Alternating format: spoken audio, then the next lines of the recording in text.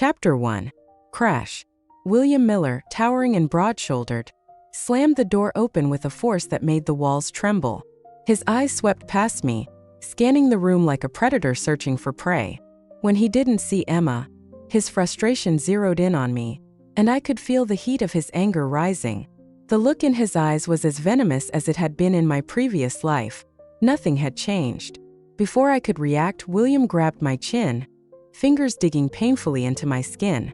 Where is she? Where's Emma? In my last life, every time William unleashed his violent temper on Emma, she'd come to me, begging for a place to hide. And like an idiot, I gave her one. I thought I was protecting her, but all I did was make myself a target for William's rage. Whenever he couldn't find her, he'd tear my apartment apart, smashing everything in sight. One time, he even set the place on fire, nearly burning the entire building down. I told Emma to leave him to get a divorce. She acted like she agreed, but in reality, she just went back to him the moment he threw some expensive gift her way. And for all my advice for trying to get her out, William only grew to despise me more. Now, his grip tightened around my throat, lifting me off the ground.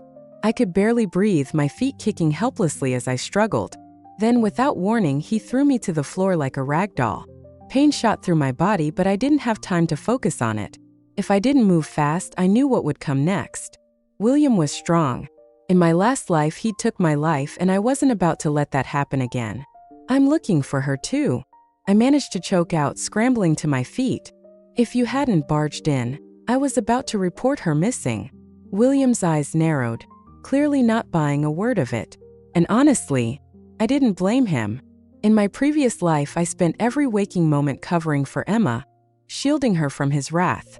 I even tried to make him let her go, convinced I could appeal to whatever humanity was left in him. But my attempts to reason with him only made things worse, until it led to my end. Chapter 2. I could see the disbelief in his eyes, so I quickly pulled out my phone. Look, I even booked a ride to the police station before you showed up.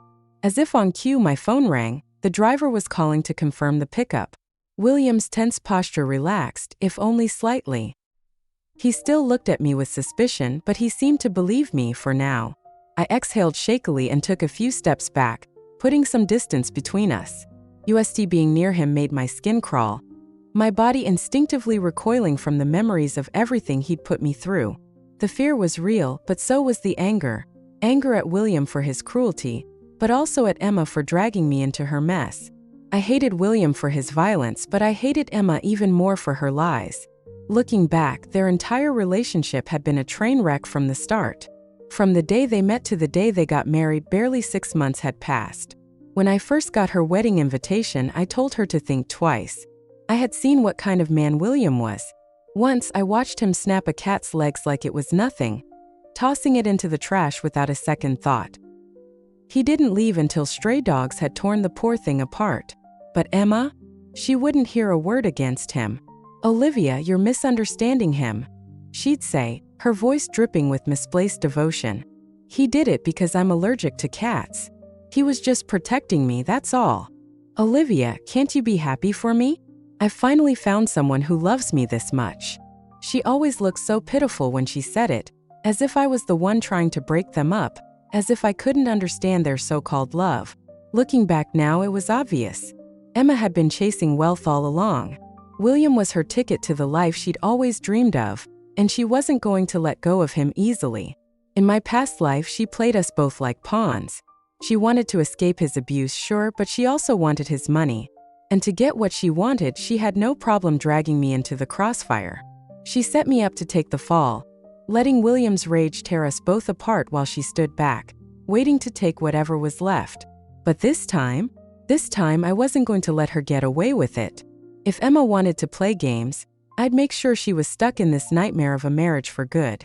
Before I could say any more, the door swung open again, and William's assistant rushed in. His eyes flicked over to me, his expression unreadable. Sir, he said, addressing William formally, we've tracked the location of Madam. He swallowed, hesitation clear in his voice. It's showing she's here. In this house. Chapter 3. The assistant's simple statement sent my world spinning again. pushing me right back into danger. William's eyes narrowed, his gaze turning cold and dangerous as he sized me up. I stood frozen, watching as his men tore my place apart, rummaging through drawers and tossing aside furniture in search of Emma's phone. My mind raced, trying to make sense of it all. This hadn't happened the last life. In my previous life, things had unfolded differently. After William took my life, the police showed up almost immediately. There hadn't been any time for him to cover his tracks. They locked down the scene, caught him red-handed. The evidence was airtight, and there were witnesses. His trial had been swift, the verdict inevitable. But how did the police show up so precisely on time? "Sir, we found it." One of the men yanked Emma's phone out from under the couch. The moment I saw it, my stomach dropped. Even from across the room, there was no mistaking it. It was hers. The 6 oversized diamonds on the case were a giveaway. Gaudy and attention-seeking, just like Emma. I had no idea when she'd hidden it here, but I knew one thing for sure. This wasn't an accident. Emma had planned this, laying a trap just in case William didn't finish me off quickly enough. She'd left this bomb ticking, waiting for the right moment to detonate it. And sure enough, as soon as William laid eyes on the phone, his temper flared. He turned on me, his foot swinging toward me with brutal force, but the pain never came. I opened my eyes to see James standing between us, his hand wrapped firmly around William's ankle. With one swift, effortless move, James flipped him onto the floor. William hit the ground hard, his face contorted in pain. For a split second, I felt a dark sense of satisfaction. It wasn't often you saw William on the losing end of anything. Chapter 4. "Olivia, are you okay?" James asked, his voice full of concern as he glanced over at me. "I'm sorry I didn't get here sooner.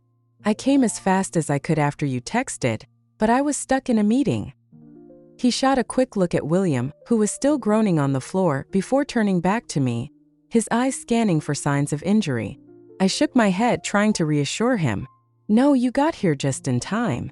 If anyone should be apologizing, it's me," I added, my voice shaking with guilt. I couldn't even look him in the eye. In my past life, James had warned me over and over again to keep my distance from Emma, but I'd never listened. I'd even fought with him when he tried to take Emma back to William's house after one of her many escapes, calling him heartless for not doing more to help. James had always been patient, kind, more than I deserved. Every argument we'd ever had been because of Emma. "Don't be ridiculous. I'm not mad at you," James said, pulling me into a tight embrace. "You have no idea how hard this past month has been." "I know," I whispered, feeling the weight of my mistakes. "I should have trusted you. It's my fault." We'd barely spoken in the months since we called off our wedding, and it had all started with Emma. I'd asked her to be my maid of honor, thinking I was doing her a favor. She'd accepted, smiling sweetly, but on the day of the wedding, she was nowhere to be found. Her phone kept going straight to voicemail, and I had no choice but to ask a friend to step in at the last minute. But midway through the ceremony, Emma had burst through the doors, disheveled and covered in bruises, sobbing uncontrollably. "Olivia, please, you have to help me. He's going to murder me," she'd cried, throwing herself into my arms. William had stormed in right after her, his face twisted with rage. I had been torn, my heart breaking for Emma.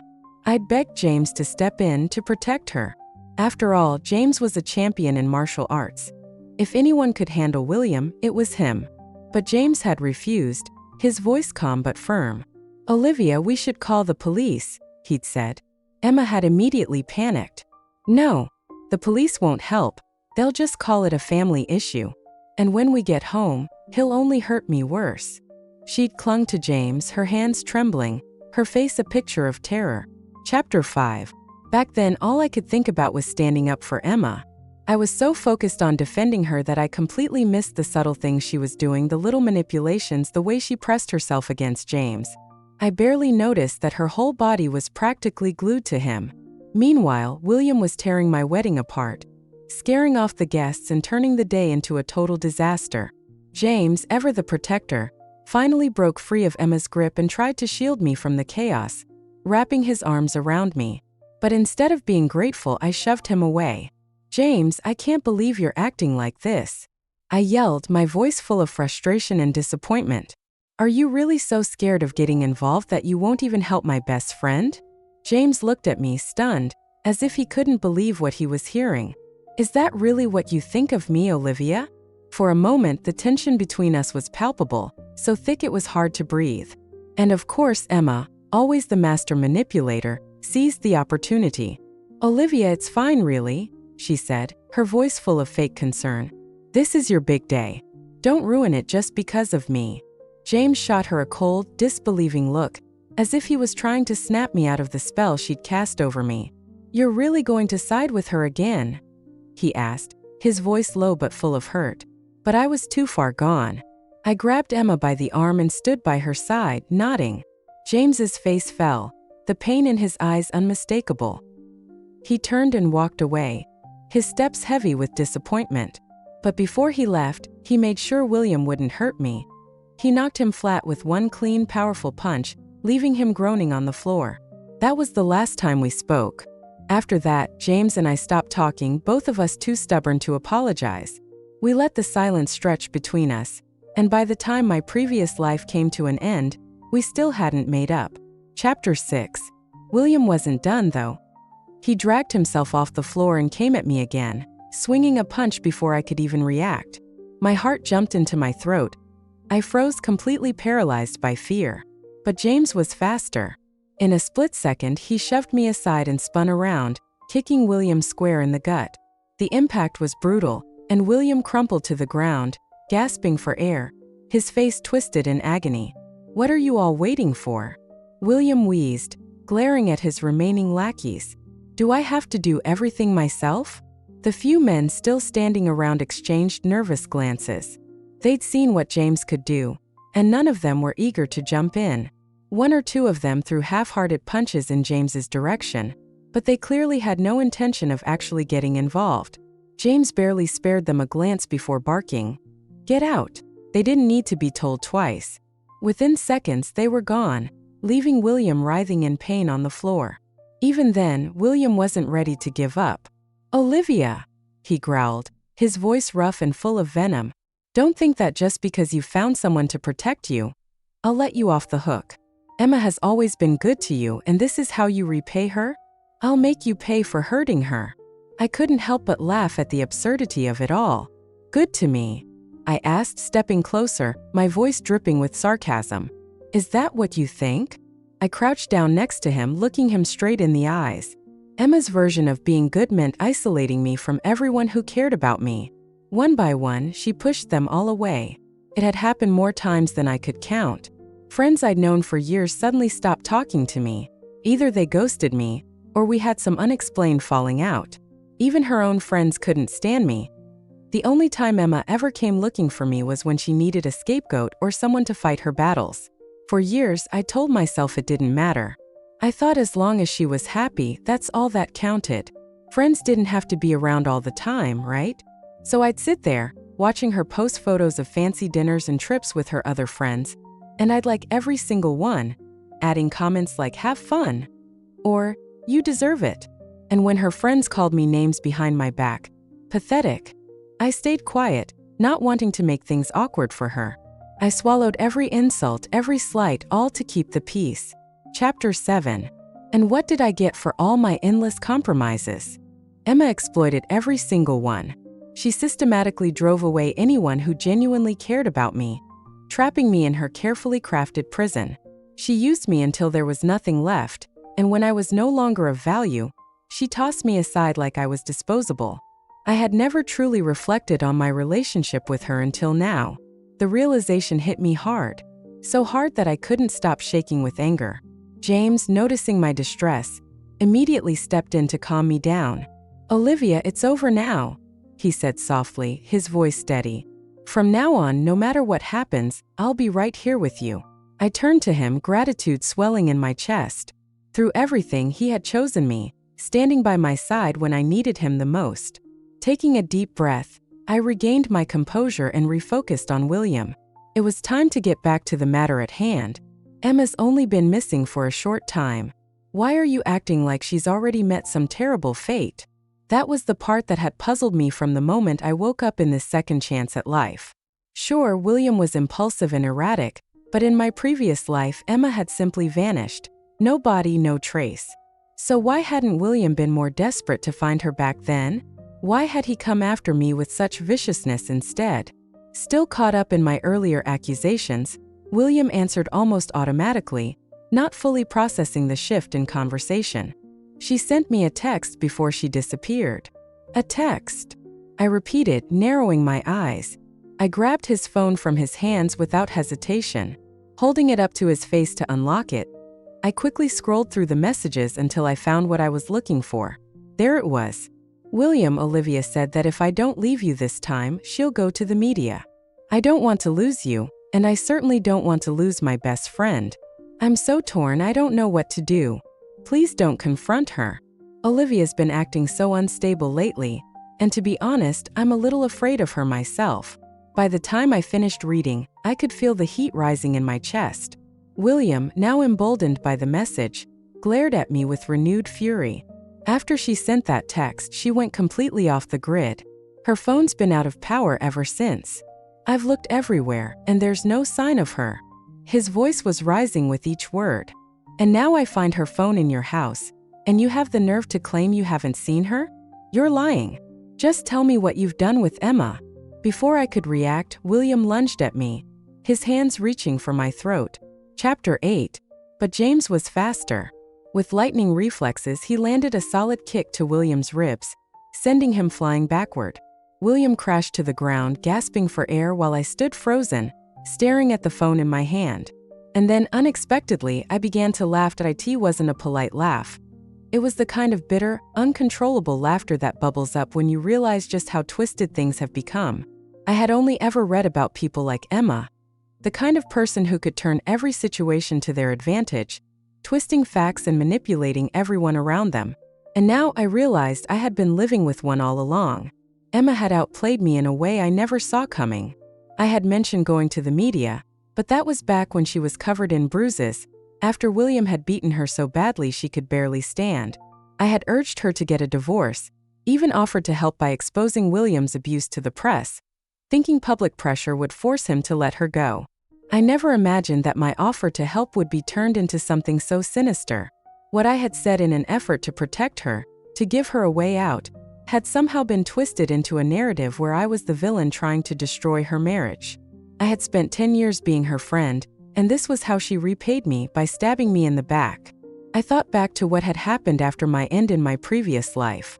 Emma had held a press conference, hiding behind large sunglasses, her voice trembling with emotion as she spoke to the reporters. "I've known about them for a while," she'd said, her words carefully chosen to play the victim. "William made a mistake, but he loves me. Olivia kept pressuring me to divorce him, and then she kidnapped me. William only took her life because he was trying to protect me," she had said, her voice barely above a whisper. The media had eaten it up. Emma's carefully crafted story, along with the text messages she had sent William before she disappeared, painted me as the villain, a desperate homewrecker who had pushed her too far and driven William to murder. No one had questioned her version of events. No one had defended me. In the end, William had been executed for his crime, and Emma? She had inherited the entire Miller family fortune, just like she'd always wanted. Chapter 9. What an elaborate game she's been playing. I glanced over at James, my mind racing. It hit me like a ton of bricks. Pushing James away had probably been part of Emma's plan all along. She knew that if I married him, no matter how much William lost control, he'd never be able to hurt me. James wasn't just any man. He was a champion fighter. It sent a shiver down my spine. Emma had thought of everything, planned every move with such precision. But thank God I had been given a second chance. I tossed the phone back to William, my resolve hardening. "Well, Emma, you like to play games, don't you? You love pulling the strings, making sure everyone dances to your tune. But let's see how you handle it when your clever little schemes start falling apart. You want to know where Emma is?" I asked, my voice cold. William hesitated, his expression shifting. For once, he didn't rush to shout or argue. "You know where she is? Why didn't you tell me sooner?" I smirked. I'd only just pieced it together myself. In my previous life, William had been arrested right after he took my life. But how had the police arrived so quickly? How could anyone have known that he would snap and murder me at that exact moment? Unless, of course, someone had been watching. Someone who knew exactly what was going to happen. And who stood to gain from all this? Only Emma. She had to be nearby, keeping a close eye on everything, waiting for the right moment when William would lose control and I'd meet my end. But this time, her perfect little plan wasn't going to work. Chapter 10. We headed straight to the hotel across the street from my apartment. It was the only place where someone could have watched my room so closely, where they could see everything that had been going on. At first, the hotel receptionist wasn't keen on giving us any information about the guests. But all it took was William pulling out a photo of him and Emma together. The staff quickly caved and gave us the room number. Armed with the room key, William immediately made for the elevator, practically vibrating with impatience. But I held him back. "She'll come down soon enough," I said, keeping my voice steady. "We'll wait here." If Emma had been spying on my apartment, she'd know we were coming. If we rushed upstairs now, we'd likely miss her trying to make a quick exit.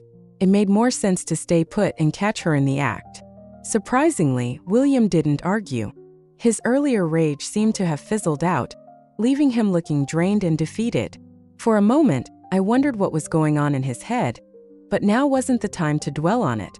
2 minutes later, the elevator door slid open, and a woman stepped out, her face hidden behind oversized sunglasses, a wide-brimmed hat, and a mask. She was trying hard to stay anonymous, but I knew exactly who it was. As she walked past, I casually stuck out my foot, sending her sprawling to the floor. Her hat, glasses, and mask tumbled off as she landed, leaving her completely exposed. Who else could it be but Emma? William shot me a furious look, rushing to help her up. "Emma, what are you doing here?" I crossed my arms, watching her with cold detachment. I wanted to see how she was going to spin this, how she'd twist the truth to make herself the victim once again. Emma scrambled to her feet, looking as innocent as ever. "I just needed some space to think," she said softly, her voice trembling with all too familiar vulnerability. And just like always, she turned to me with wide, imploring eyes. "Olivia, you know me better than anyone." I nearly laughed out loud at the absurdity of it. "Oh, I know you, all right." I had spent years running interference for her, covering for her every time William beat her. She would disappear for days, leaving me to clean up the mess, to lie on her behalf. But this time was different. This time, I had brought William straight to her doorstep. Chapter 11. I stepped aside and stood next to James. Emma's expression faltered, and she awkwardly withdrew her hand. Her eyes widened in surprise when she finally noticed James, as if seeing him for the first time. "Brother Hui, have you and Olivia made up?" As usual, James ignored her, leaving Emma to face a closed door. She turned back to me, trying to regain her composure. "Olivia, I hope I didn't cause you any trouble this time?" "Of course not. How could you ever cause me trouble?" I replied with a saccharine smile.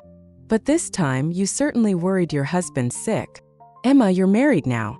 You can't keep acting so recklessly. It's normal for couples to have their squabbles, but you can't just disappear without a word like this." Emma probably still thought I would take her side and criticize William, worsening the rift between them. This was the first time I had ever defended William in front of her. She scrutinized me for a long time, as if trying to see through me. But she could never guess that the old Olivia was gone. I watched them leave, my emotions turbulent. Now wasn't the time to burn bridges. I needed to learn from Emma's playbook, acting oblivious while slowly dismantling her foundation piece by piece. I would ensure she never had the chance to rise again. "Olivia, you seem different this time," James observed, both pleased and anxious about my transformation. He was glad I had finally seen Emma for who she truly was. But my sudden change also made him uneasy. People don't change their nature without experiencing significant life events. "I'm a bit worried about you." I looked up and gently kissed the corner of his mouth. "Don't worry this time. I'll make sure to hold on to my happiness." James smiled, reassured by my words. He wrapped his arm around me, pulling me close. With him by my side, I felt a renewed sense of strength and determination. I would expose Emma's true nature and reclaim the life and happiness that had been stolen from me. As we walked away from the hotel, I felt a sense of closure for the first time in a long while. The past was behind me, and with James's unwavering support, I was ready to face whatever challenges lay ahead. This was my second chance, and I wouldn't let it slip through my fingers. Chapter 12. During the National Day holiday, I went back to my hometown with James, and we had our wedding ceremony again. Previously, to accommodate Emma, my best friend, James and I had planned our wedding in the city where we worked. His parents were very displeased with this. It took considerable effort from James to mediate and persuade his parents. Unfortunately, that carefully planned wedding was ruined by Emma's antics. On the day of the wedding, my mother, who had always been my rock, held me close, crying tears of joy. Her lifelong wish was to see me marry a man who loved me and to witness me walking down the aisle. Sadly, in my past life, after my fallout with James, I was murdered by William, and her wish never came true. Later, with Emma's manipulation of public opinion, my mother was subjected to much gossip and scandal in our community, and she passed away in her early 50s. "Olivia, didn't you invite Emma to the wedding this time?" my mother asked. I shook my head. She said she was too busy to come. In reality, I hadn't told Emma about my wedding at all. Since our last encounter, I hadn't reached out to her. I returned the rented apartment and moved in with James. Emma called me a few times, but I deliberately ignored her calls. Eventually, she stopped trying to contact me. The wedding without Emma was a great success. After the holiday, James and I returned to the city. As soon as we entered the residential area, we were intercepted by Emma, who was waiting at the security booth. She was up to her old tricks, sporting visible injuries and lamenting to the security guard for over half an hour. The guard, moved by her tale of woe, clenched his fists, ready to seek justice for her. Emma seemed to revel in sharing her misfortunes with anyone who would listen. "Brother Hui, Olivia, you're finally back." Seeing us, Emma acted as if nothing had ever happened between us. "Why didn't you tell me about your wedding?" "And Olivia, I've been calling you, but no one ever answered." I responded casually. "We were in the countryside. The signal was probably bad. Is there something you need?" Emma's face twitched slightly at my indifferent tone, but she quickly recovered. "It's just that I've been having such a hard time. I thought you could help me like you used to." I glanced at James, who looked back at me with a mixture of concern and resolve. "Emma, we have our own lives now," I said firmly. "You need to start solving your own problems." Her eyes widened in surprise, clearly not expecting my firm stance. "But Olivia, you always said you'd be there for me," she pleaded. "That was before," I replied. "Things have changed." "I've changed. You need to move on too." Emma's expression hardened as she realized that her usual tactics wouldn't work on me anymore. "I see," she said quietly. "Well, if you ever change your mind." But I knew there was no turning back. This was my new life, and I intended to protect it fiercely. James squeezed my hand reassuringly, and we walked past Emma, leaving her standing there, a shadow of our past. As we entered our home, I felt a sense of peace and closure. The future was ours to build, free from the manipulations and toxicity that had once clouded our lives. Together, James and I would face whatever challenges came our way, stronger and more united than ever. Chapter 13. Emma looked nervously at James. "Brother Hui, can I ask you for a favor this time?" I glanced at James in confusion, and he returned my puzzled look. No one spoke. Emma didn't seem embarrassed. She pushed past me, crashing straight into James's chest, her tears flowing freely. "Brother Hui, I know you've had many misunderstandings about me in the past, but I really do consider you and Olivia as my friends." James impatiently pried her fingers off his arm and pushed her to the ground. "I'm not familiar with you. Please don't appear in front of Olivia and me again." Before he could finish, Emma clung to him again.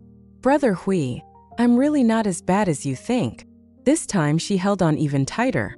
Although James knew some martial arts, Emma was a woman, and he didn't want to use too much force and risk hurting her. He looked at me for help, but I stood by, not intending to intervene. I was waiting. Emma's behavior today was indeed unusual. While she had always been shameless, she had never been this blatant. When something seems off, there's usually a reason behind it. Sure enough, before I could piece together what was happening, a dark figure darted quickly past me.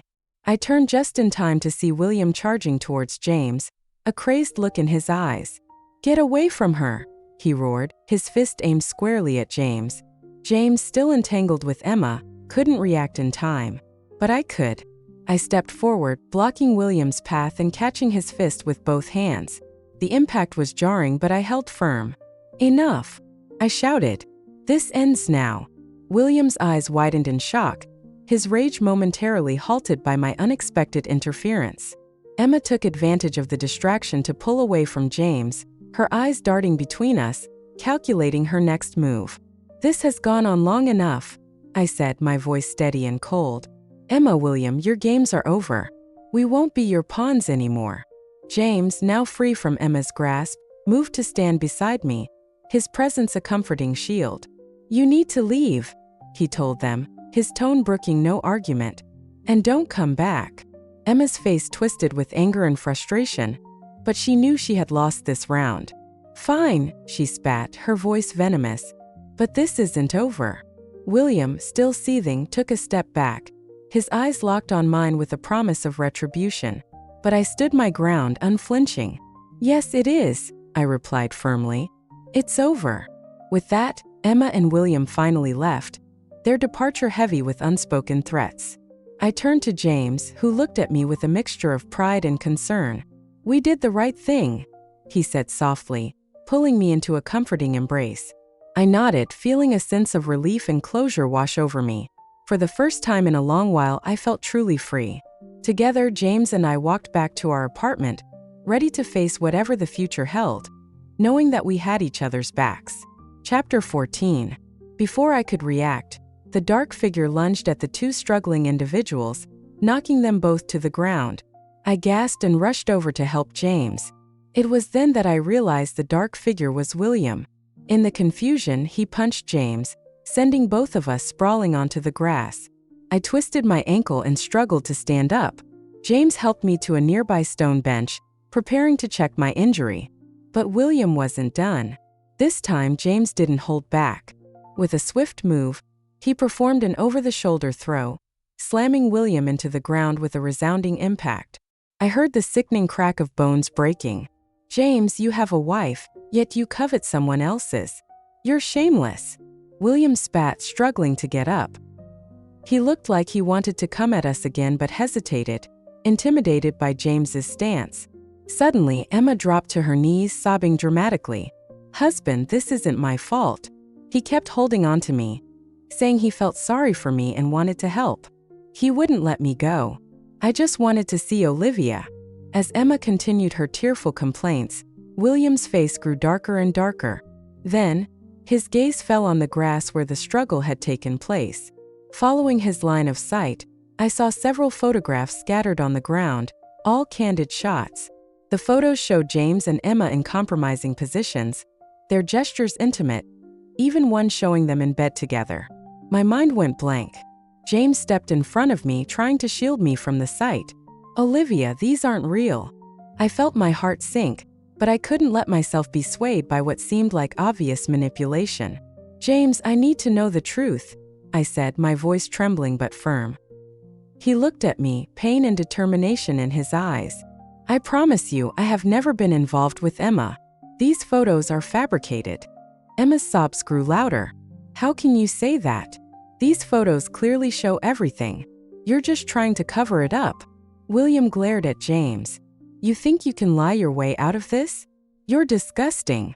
I took a deep breath, trying to steady myself. "Emma, you've manipulated and lied enough. I won't fall for your tricks anymore." Emma's expression flickered with panic. "Olivia, you have to believe me. He's been lying to you." But I had had enough. "No, Emma. The only one lying here is you." James reached out and gently held my hand. "We'll get to the bottom of this, Olivia. Together. We would have the photos analyzed, exposing any alterations." It was time to end Emma's deceit once and for all. William, still seething with anger, seemed ready to fight again, but James's unwavering stance kept him at bay. This battle wasn't over, but with James by my side, I knew we could face whatever came next. It was time to bring the truth to light and put an end to the manipulations that had plagued our lives. Chapter 15. Before James could finish his sentence, William attacked again.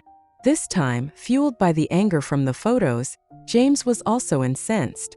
Having competed in international martial arts tournaments for years, he struck with precision and force, aiming for William's vital spots. I watched in horror, glancing at Emma. She looked back at me with a sinister smile, her earlier pitiful demeanor completely gone. She had deliberately tangled with James to plant those photos on him, intending to provoke the hidden William. It was a cunning move, killing two birds with one stone. Such a malicious mind. William, already unable to defend himself, was now on the receiving end of a relentless beating. But James showed no signs of stopping. "James, stop!" I shouted. Emma intended to use the same tactic she had once used on me against James. She wanted to get rid of William using James's hands. But James, blinded by rage, wasn't listening. His sense of justice had been deeply affronted, and he was channeling all his fury into this moment. I couldn't let him lose control like this. I tried to move forward to stop him, but Emma blocked my path, holding me tightly. She continued to fan the flames. "Olivia, I really didn't mean for this to happen. It's all James's fault. He forced me." Her words enraged William, who found a sudden surge of energy and sprang back to his feet. The two men resumed their brawl. I tried to intervene, but Emma wouldn't let me. Just as the situation seemed to spiral completely out of control, several men in black appeared out of nowhere. They swiftly separated William and James. The black-clad men efficiently restrained both of them, preventing any further violence. "What's going on here?" one of the men demanded, his tone authoritative. Before anyone could respond, another man stepped forward, producing a badge. "We're with the police. We've been monitoring the situation." Emma's face paled, and she tried to back away, but one of the officers grabbed her arm. "You're not going anywhere," he said sternly. "We've been watching you for a while. Your manipulations end here." I felt a wave of relief wash over me. The law had finally caught up to Emma's deceit. One of the officers approached me and James. "Are you all right?" he asked, his voice softer. I nodded, still shaken. "Thank you. We couldn't have handled this alone. We've been investigating Emma for some time," the officer explained. "Her web of lies and manipulations is extensive. You're not the first victims, but hopefully you'll be the last." As the officers led Emma, William, and James away for statements, I felt a sense of justice being served. Emma's reign of deception was finally over. Standing alone for a moment, I took a deep breath, feeling the weight of the past start to lift. James returned shortly after, his face bruised but determined. He pulled me into a tight embrace. "We did it, Olivia," he whispered. "We finally broke free." I nodded, tears of relief streaming down my face. Yes, we did. Together, we would face the future without the shadows of deception and manipulation hanging over us. This was the start of a new chapter, one where we could build our lives on truth and trust. Chapter 16. William struggled, still wanting to fight, but the men in black held him firmly, leaving him powerless. Emma stood in shock, staring at the strangers who had appeared out of nowhere. I quickly pushed her away and rushed to James's side. Thankfully, he only had a few scratches on his face. "Did you hit my son just now?" A woman's voice suddenly cut through the air. Before I could see who it was, a sharp slap landed on James's face. I turned, ready to speak, but before I could, the woman raised her hand for another slap. This time I caught her wrist firmly. "Mrs. Lee, my husband did hit your son, but only because he attacked first." Lee Sinew scoffed, shaking off my grip. "So you're the one who called me?" I nodded, my voice dripping with sarcasm. "Yes, I called you here to show you what kind of person your daughter-in-law really is, not to scold my husband." Mrs. Lee glanced dismissively at Emma. "So what scandalous secrets do you have for me today?" The moment Emma recognized Lee Sinew, she froze in fear. When she finally tried to slip away, her path was blocked by the men in black. Seeing Lee Sinew, Emma looked like a mouse facing a cat, desperately wishing she could bury her head in the ground. I was right. Emma was terrified of Lee Sinew. In my previous life, after William was arrested, the case was resolved in less than a day, partly because Emma's plan was so meticulously executed, with each step following the next perfectly. But another crucial reason was that Lee Sinew was not in the country at the time. By the time she received the news and rushed back, everything had already been settled, and it was too late to change anything. This gave Emma the opportunity to manipulate the situation to her advantage. Now, with Lee Sin-yu here, Emma's schemes were finally coming to light. "Mrs. Lee," I began, "your son and his wife have both caused a lot of trouble, but Emma has been playing both sides, manipulating everyone for her benefit." Lee Sin-yu's eyes narrowed as she looked at Emma, who was now trembling. "Is this true, Emma?" she demanded. Emma stammered. I don't know what she's talking about. It's all lies." But her fear was palpable. "Enough," Lee Sin-yu said coldly. "I've had enough of your lies. It's time for the truth." The men in black brought out the photographs that Emma had planted on James, laying them out for everyone to see. "These photos were meant to frame James," I explained. "Emma was trying to drive a wedge between us and use William to do her dirty work." Lee Sin-yu studied the photos, her expression growing darker. "Emma, you've crossed the line too many times. It's over." Emma fell to her knees, tears streaming down her face. "Please, Mrs. Lee, forgive me. I didn't mean any harm." But Lee Sin-yu was unmoved. "Take her away," she ordered the men in black. "She'll face the consequences of her actions." As Emma was led away, I felt a sense of justice being served. Her reign of manipulation and deceit was finally over. Turning to James, I saw relief in his eyes. We had weathered the storm together. "It's done, Olivia," he said softly. "We can finally move on." I nodded, feeling a weight lift from my shoulders. With Lee Sin-yu's intervention, the cycle of deceit had been broken. Together, James and I walked away, ready to build our future free from the shadows of the past. Chapter 17. "Mrs. Lee, haven't you noticed that your son's temper has become increasingly volatile since his marriage?" Lee Sin-yu stared at me for a moment, analyzing the implications of my words. "Are you suggesting that my son's changes are related to this woman?" she asked, gesturing toward Emma. "I can't be 100% certain, but I'm about 90% sure. It's easy to confirm. Take William to the hospital for a blood test and a full-body examination, and the truth will come out." Since noticing the unusual behavior in William, I had consulted some of my friends in the medical field while back from my wedding. Although aggression and violent tendencies can be symptoms of XYY syndrome, also known as the supermale syndrome, they are not definitive indicators of the condition. Because of the preconceived notions instilled in me by Emma, I had always believed William was an XYY syndrome patient. This made me overly cautious around him, successfully allowing Emma to manipulate me like a pawn. Lee Sin-yu motioned for the men in black to take the severely injured William to the hospital. She then approached Emma, grabbing her hair and pressing her face into the ground. Emma's face contorted in pain as her cheek was buried in the grass. Lee Sin-yu raised one leg, her deep red high heel digging into Emma's face. "Didn't I warn you not to involve Chung Rue in your schemes? Did you think my words were just noise?" Despite being pinned down, Emma started to laugh maniacally. "So what if you did? You wouldn't let me bear the Miller family's child, wouldn't share the company stocks with me, and made me sign a prenuptial agreement before the marriage. Do you think you ever treated me as a daughter-in-law? You just wanted to use me until your son got bored and then kick me out. Well, I refuse. Do you know what your son has been eating every day?" "Haha, Lee Sin-yu. This is your retribution." Lee Sin-yu's anger turned into a cold laugh. She yanked Emma by the hair and dragged her towards the car. I saw blood trickling from Emma's mouth. She seemed like she wanted to say something to me, but the car door slammed shut before she could speak. That was the last time I saw Emma. For many years after, I never saw her again. But the Miller family always maintained publicly that Emma was still the young mistress of the Miller family. "Emma, is this the prosperous future you envisioned?"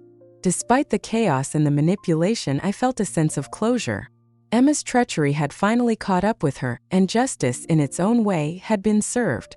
I turned to James, who had been watching the entire scene unfold. He took my hand and we walked away from the turmoil, ready to embrace a future free from the shadows of deceit and lies.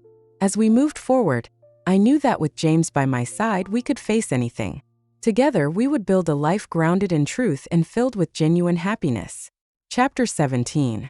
Epilogue 1. My name is Emma. I met Olivia in our first year of high school. She was outstanding.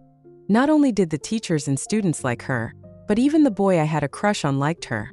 Her only flaw, perhaps, was her cold personality.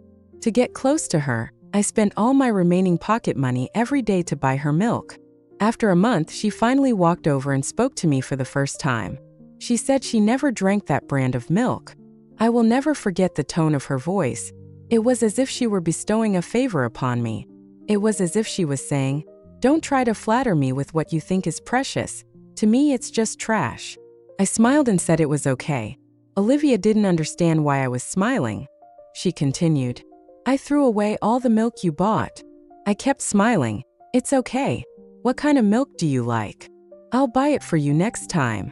Eventually, I didn't have to spend my money on milk anymore, because I would tell the boys who liked her that if they bought that brand of milk, I would deliver their love letters to Olivia. Those boys, unlike my poor family, could afford to buy her favorite milk, often buying dozens of bottles at a time. I would give one bottle to Olivia and keep the rest for myself. Her backpack filled with love letters, but none of them were from the boy I had a crush on, because I kept his letters in my own bag, pretending that he was secretly in love with me. But Olivia was too proud. She never realized how precious it was to be liked by others. One day, she threw all the letters into a bonfire. Watching the flames leap up felt like watching countless versions of myself being roasted alive. I reached out to save the letters. Olivia pushed me away, calling me a lunatic. I wasn't crazy. She was the one who was crazy. Epilogue 2.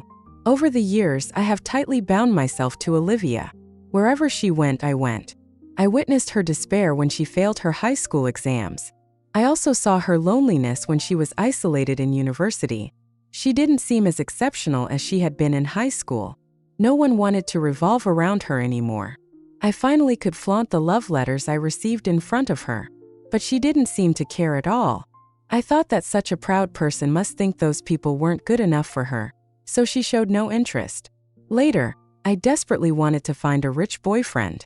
Maybe then she would say, "Emma, I'm so envious of you." But when I brought William to her and told her I was about to marry into a wealthy family, she poured cold water over my excitement. She said William wasn't a good match and advised me to reconsider. I was furious. Why couldn't she just wish me well? In a fit of anger, I married William in a flash. But after the wedding, I discovered that William was a domestic abuser, and his mother was no less of a nightmare. It felt like the whole world was against me. And just then, Olivia announced she was getting married. To an international Sonda champion, no less. She was still the same, always trying to show off. Epilogue 3. Today marks the 705th day of my imprisonment by Lee Sinew. William died last year. Those drugs had long since ravaged his body. The moment I heard of his death, I was overjoyed. That day, alone in the dark, damp basement, I sang good days all day long, until my throat was hoarse, until tears streamed down my face. I thought of Olivia. I wondered if she was still doing well, if she was still living as proudly as ever. But I would never know, because I would never see her again.